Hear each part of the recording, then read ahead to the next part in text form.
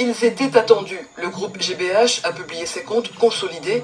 En 2023, les bénéfices sont de 228 millions d'euros, que son chiffre d'affaires consolidé atteint 4,9 milliards d'euros. Qu'ils ne viennent pas nous dire qu'aujourd'hui, ils ont été animés par une forme de révélation, qu'ils ont découvert que l'opacité financière, c'était moyen, que c'était assez désagréable. Le groupe Bernard Ayotte vient de publier ses comptes à la surprise générale après qu'une plainte a été déposée contre eux. Annonce faite ce matin sur nos antennes après la publication des comptes de l'entreprise. Le directeur général du groupe s'est effectivement exprimé. Il assure que les bénéfices annoncés sont dans la moyenne. En 2023, les bénéfices sont de 228 millions d'euros, résultat en hausse de 11% par rapport à l'année précédente.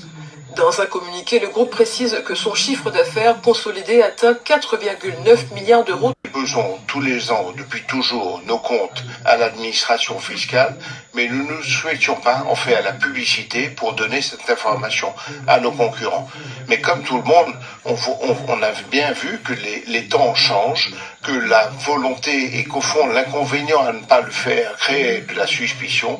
Les temps changent. Stéphane, pas à nous. Ça fait des mois qu'il y a eu les manifestations contre la vie chère, etc. Ils ont pu publier leur compte à ce moment-là. Je rappelle qu'il y a une plainte qui a été déposée contre eux. Il y a une pression qui est mise. Et donc, je pense qu'ils se sont dit que c'était plus intéressant en termes d'image, notamment de publier les comptes, plutôt que subir cette pression et d'avoir l'impression qu'ils cachaient quelque chose. Les temps n'ont pas vraiment changé. Ils ont publié les comptes au moment des tables rondes vie chère, un peu avant, pour montrer leur bonne foi, etc. Donc, je pense que c'est plutôt qu'il y a une plainte contre eux, il y a une pression qui commence à monter et ça devient un peu difficile de ne pas se montrer transparent. Nous avons souhaité, en toute transparence, les déposer les comptes consolidés. Nous ne le faisons pas en catimini. Il faut bien se rappeler que nous avons demandé au tribunal de faire injonction au groupe GBH de déposer ses comptes sous astreinte de 10 000 euros par jour de retard.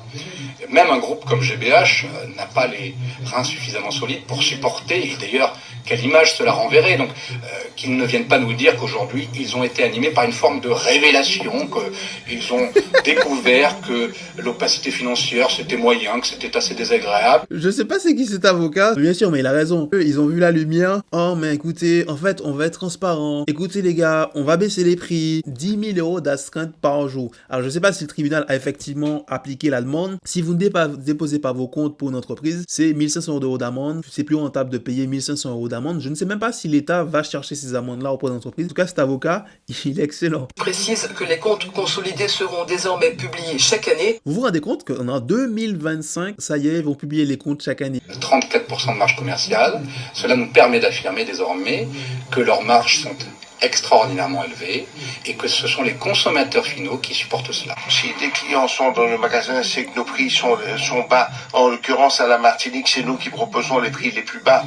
Si les gens viennent chez nous, c'est parce que les prix sont bas. Si les gens viennent chez nous, c'est peut-être parce qu'on a les plus grandes surfaces commerciales et que c'est difficile de ne pas venir chez vous pour les gens qui veulent manger. Donc, quand ils viennent nous dire que si les gens viennent, c'est parce qu'ils sont satisfaits des prix, etc., c'est un petit peu facile quand même.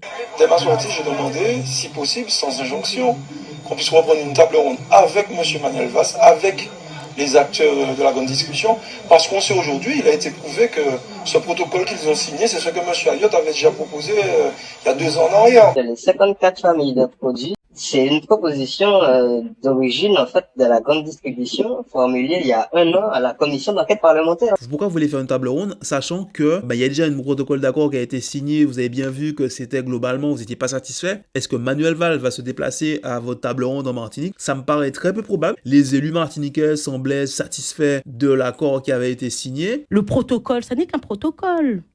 Les gens les parties de protocole, ils n'ont qu'à partir.